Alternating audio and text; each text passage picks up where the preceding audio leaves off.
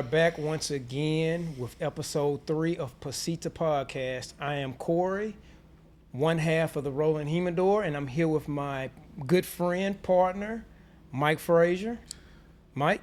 What's going on, everybody? We're back, episode 3. It's been a great summer, huh? Great summer. Great summer. We've made plenty of connections this summer. Yeah, we have. What we do, Sundress Cigars. Yeah. Steeplechase. Steeplechase. Yeah. We've been pretty busy. Yeah. So, But we back at this now. Yeah, we back. We back, guys. I know y'all missed us. We got some more exciting guests. If the first 2 wowed you, our next few for the next season or so is going to be very, very interesting conversations, very unique individuals in the cigar and bourbon space and also other spaces. So we're back now for episode 3, and our guest for today is very, very, I would call him aficionado in the cigar space. Would you? I would call him aficionado. So today we have Mr. Jon Huber. So to give you a little background, he's the co-founder and owner of Crowned Head Cigars, a boutique cigar brand known for its commitment to craftsmanship and quality. Based here out of Nashville, Tennessee, it's been open since 2011. He's also a founder with Mike Conder, who's his co-founder, and also to give you some philosophy about Crowned Heads. The name Crowned Heads reflects the company's guided philosophy, an acknowledgement of the time-honored traditions and meticulous craftsmanship that goes to making a premium cigar.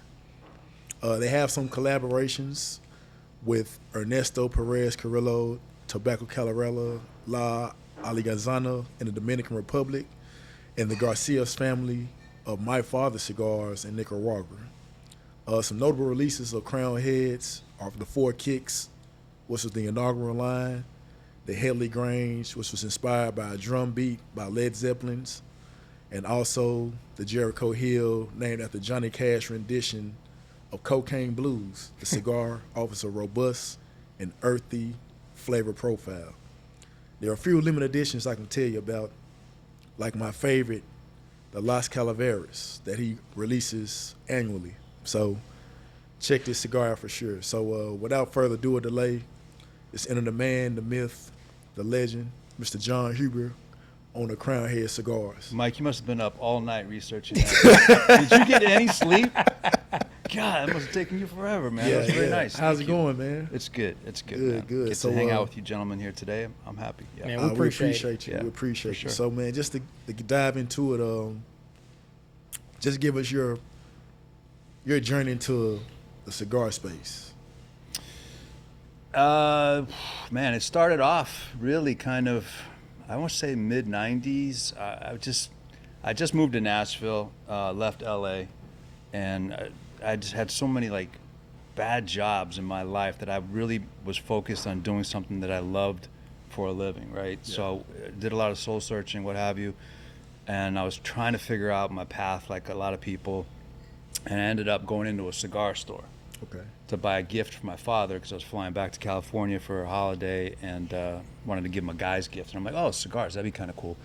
So I walked in there just on a lark, and as soon as I walked in, it was like that epiphany moment, you know what I mean? It was like the light bulb went off. I smelled the tobacco and the cedar. I'm like, what is this? This is like a whole world, right? And so like went back to California, smoked my first cigar back there, came back, found a Cigar Aficionado magazine in a wine store. I'm like, there's a magazine about this? So I bought it, read it cover to cover, started saving up some money to buy a couple cigars a week, you know, based on the ratings in the magazine and all of that. And I was hooked. And I'm like, this is what I got to do. And then the hard part became finding my way into the business. But that's literally how it started. I started with CAO in 96. We rode that one all the way till 2010. And then started Crowned Heads in 2011. That's the real abbreviated, condensed version, but that's what brings us to today. So you have a co-founder. Mm-hmm. What are y'all's relationship like? Mike Conder and I, basically, Mike was hired when I was at CAO. Great name, by the way, Mike. Great Mike, name. Yeah. Yeah. And when I was at CAO, Mike came on board as a consultant on a part-time basis. And he was very instrumental in taking CAO from like brokers to in-house sales, to building this Taj Mahal of a building, to actually selling the business for the Osgener family. And so he was very instrumental in all of that. But during all that happening, we were acquired by Henry Winterman's, and as a result, my marketing department that I was involved with was restructured. Mike became my boss. And so I worked directly under Mike for, I want to say like the last 3 years, 2.5, 3 years.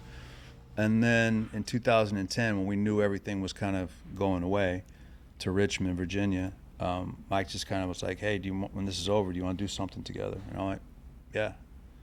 That was as formalized as it got. And so as soon as we had our last day, which is like December 17th, 2010, 4 days later, Mike and I started meeting on what would become Crowned Heads. Okay. So I need for you to understand one thing. Your cigars are on the Mount Rushmore for me. I appreciate that. It must be a small mountain. Very big mountain. I need for you to understand that. No, that's nice, Corey. Thank you. Yeah, I really enjoy smoking all your sticks. Thank you. I can't say that they're my sticks, because my thing is in this industry, it's like you're only as good as the factories that you produce with. And fortunately, I'm blessed that I get to work with some of the best, and they are the Mount Rushmore. The Ernesto Perez Carrillos, the Garcias, the Radio Pichardos, the Raul Dislas. These are the people that are on my Mount Rushmore that I get to work with and bring my vision to fruition. Where do the majority of your sticks come from? The majority, probably from Ernesto Perez Carrillo, Casa Carrillo in the Dominican Republic. But really neck and neck in terms of volume would be my father's cigars. Gotcha. We produce less brands with my father in Esteli, Nicaragua, but the volume is pretty close to what we do in the Dominican with Ernesto, over more brands. How many stores are you currently in? 1,300 and something, I think. It was either 1,297 or a little over 1,300 last time I looked. All in the United States? In the United States. Okay. So all the overseas stuff it goes from the factory directly to, 13 different countries. Okay. So, yeah. Cool. But the distribution from the United States, it comes to Nashville, and then we ship it all over the United States. From some of the ones that we have here on the table, tell me a little bit about them, if you wouldn't mind. Sure. All right, so Mil Diaz, it comes in two different brands. There's the original Habano, then the Maduro, which is a Connecticut broadleaf expression. Those come from a factory called Tacanixa, which is run by a gentleman named Radio Pichardo that we've been doing stuff with since I met him in 17. First thing we did was Juarez in like late 18. So we've been together for 6 years or so. Four Kicks, that's the number 7, which is an exclusive for Costa de Monte Cristo. And shout out to Monte Cristo for having us out. Thank you. Appreciate the hospitality. Yeah. Yes. That was our inaugural line, Four Kicks, that started shipping in November of 11. That's an actual specific shape to the brand that's exclusive. You got La Beretta, which was released in 2023. That's kind of like our, I don't know what you want to call it, our top shelf brand that we do with Casa Carrillo. Fantastic cigar, using 4 and 5 year old tobaccos, 3 to 4 years on the filler and binder. Tennessee Waltz that came out in 2014. That's been one of our top selling brands, believe it or not, just one size of a cigar. And initially it was just for retailers in Tennessee. Okay. But the demand became such that we had to open it up. Like one day a year we had this thing called Lawless Day, where like on one day everybody could order it. That got out of hand. So now it's nationwide, Tennessee Waltz. Calaveras, we touched on that. We started that in 2014 with the Garcias. And this is our 10th anniversary of that release. Every year, it's a different brand, a different blend. Change the sizes a little bit. Different set of initials on the band based on who passed away the year before. Mother Church, that's an exclusive we did for JR. That's a special project we did for them, and the Monte Cristo ashtrays are self-explanatory. So. Okay. Now, if I get asked all the time, especially from those that are new to cigars, from the ones that you just spoke about, if I was a newbie, what would I point you towards? Yes, sir. The most approachable cigar on this table right now probably be Four Kicks, followed by La Beretta. Okay. by approachable, I mean it's not going to hit you over the head. Like Tennessee Waltz is a very strong, intense blend. Connecticut Broadleaf, Nicaraguan binder filler, but heavy on Ligero. So it's like, it could be a lot. Calaveras a little bit more too. My father Cigars has more of a robust kind of a style in their house of cigars. It's a little bit so more they're intense. all good with they're coffee. all good. With They're coffee. Coffee, my go-to would be La Beretta for sure. Okay. That's a great cigar, man. That's usually my start in the day when I get to the office. So since we're talking about pairing, of course I have a bourbon, Reverence Bourbon, Tennessee's premium brand. Yes. Given with a bourbon such as mine, you said your tobacco is 5 years. On La Beretta, what's special, because a lot of people go, why is it $20+ per cigar? Yeah. There's a financial investment in the tobaccos that are used for that specific cigar, where we're acquiring the tobaccos with Ernesto and sitting on them for 4 to 5 years on the wrapper. Exactly. And then on the binder filler tobaccos, a minimum of 3 to 4 years before we can even touch it, to roll it, to age it, so it's a very. So it's funny you made that synopsis about aging and letting it sit, because I go through the same process with Reverence and bourbon. Mine is a 5-year bourbon. So if you had to pair it with a certain cigar, which cigar would you probably pair with a bourbon at a 5-year? Unfortunately, Mike, you're asking the wrong guy, because before you walked in, I just was telling Corey, I haven't drank spirits since 2010? Okay. Yeah, I gave it up. Gotcha. I got too good at it. Really? In fact, in 2010, I'd be having a glass of that right now for breakfast with you. But I feel you. yeah, so as far as pairing goes, I wouldn't be the guy to You wouldn't be there? Okay. I'm not really sure, to be honest with you. Cool. Well, So when we're on Sunday mornings or Sunday afternoons when we're watching football, first of all, who's your team? Wow, that's a tough one. I don't want to get the hate mail here, but I mean, I grew up in the Bay Area. I grew up in San Francisco, so I'm a Niners fan. I'm sorry. Yeah, I know. They went down this past weekend. Yeah, they did.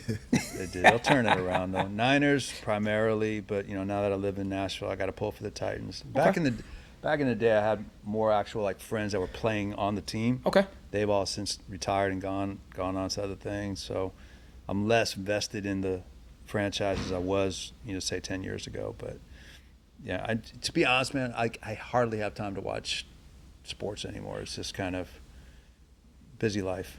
Understand. So understand. Yeah. gotcha. Okay. I wouldn't be upset if the Titans play the Niners in the Super Bowl someday. That'd be kind of cool. Well, we played them in preseason. Yeah. So, hey. Yeah. That's cool, man. So with the last, I heard about the story about the last Calaveras. So when you put in the names to each brand, it's a story to each one? Most of the time. Not everybody in the business does it that way. Yeah. But I always kind of start off with a reason for having the brand exist. What's the backstory? What's the meaning? What's the whole inspiration for the brand? You know what I mean? Because I'm big heavy on stories and the backdrop. Yeah. It creates the story, also the nostalgia aspect, and also, why you're smoking. So by this being a limited edition, this is why I like this one, because every year it changes. And you said that I mean, you could have called your bourbon Mike's Bourbon. That's true. Right? But there's a reason why it's called what it is. Exactly. And so it's up to you to tell that story and have people connect with it. And I think that's what draws people more so to the culture of cigars and bourbon, because it's a story behind every brand. Like mine, other brands as well that stories of with other people. It kind of makes you ingratiate with that individual, with the brand. Exactly. So I think with in our space, cigars, when I talk to people about my bourbon, they don't even like the bourbon. Well, they like the bourbon, but they like the story more than the product. Have you ever come across any people that have that same mindset or Yeah. approach? I think the spaces that you and I are in have more humanity still in the product. Yeah. And people look for that connection to that. It's just essentially a handmade product. It's agricultural. It's not like making that Yeti cup. I mean, there's really no emotional connectivity to that Yeti. It serves a purpose. It keeps my coffee hot, but I'm not I don't vibe with the brand or whatever, but with cigars and like spirits or wine or things like that, there's a romance, and that's really what drew me into the business, was the romance and the craft and the fact that people have been doing this for hundreds of years.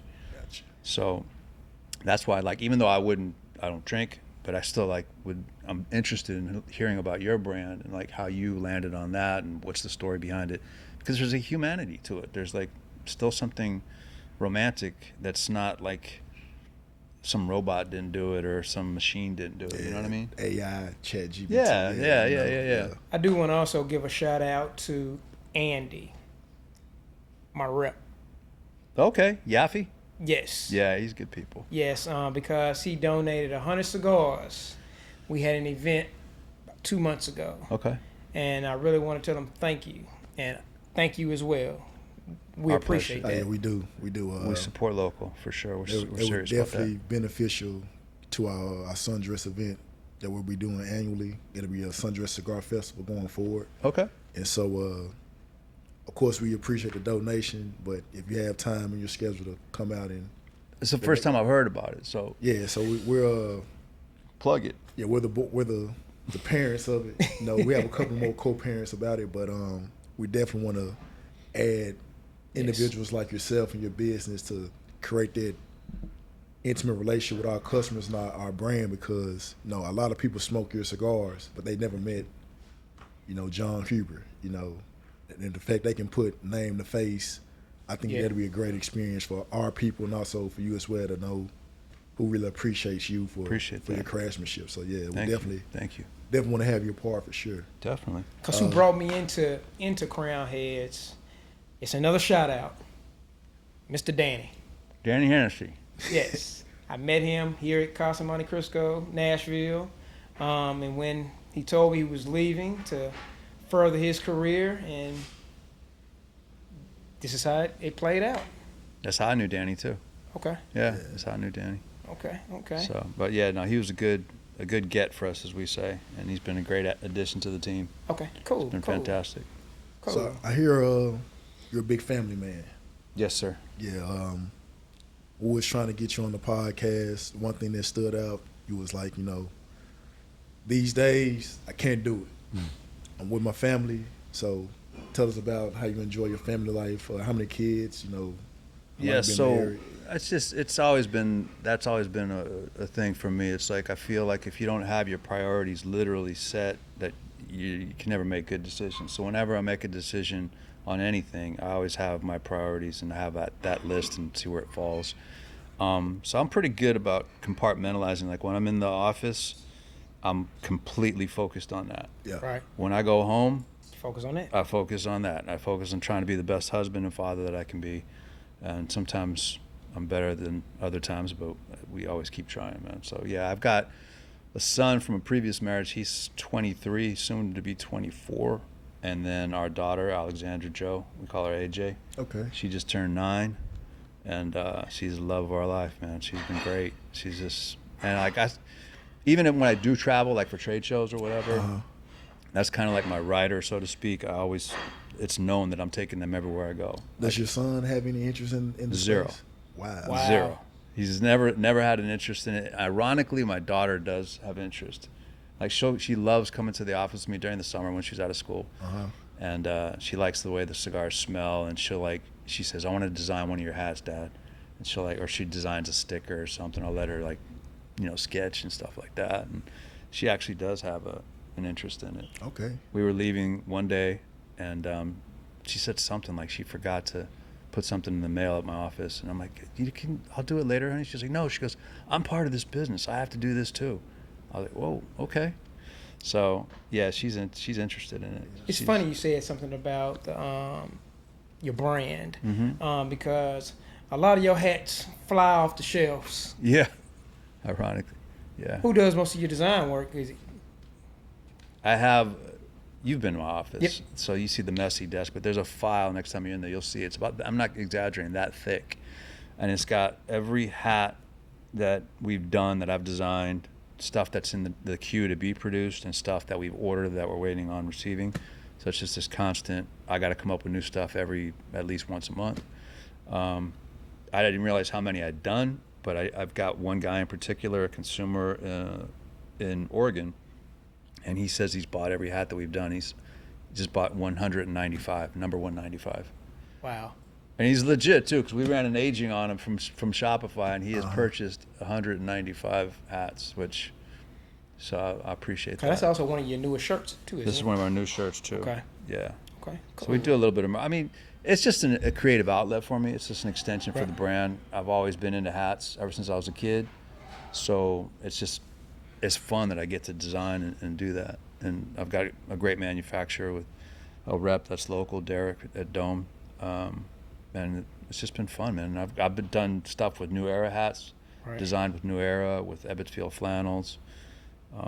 It's a cool extension to the brand. Okay, cool. Well, any other questions, Mike? Yeah, man. I definitely want to learn as far as the process and the manufacturing process. Yes. The choice of the tobacco. Oh yeah. Like what does that look like? It starts. I mean, you can go back to a seed, planted, harvested, fermented, curated. Just different plants, different farms, different.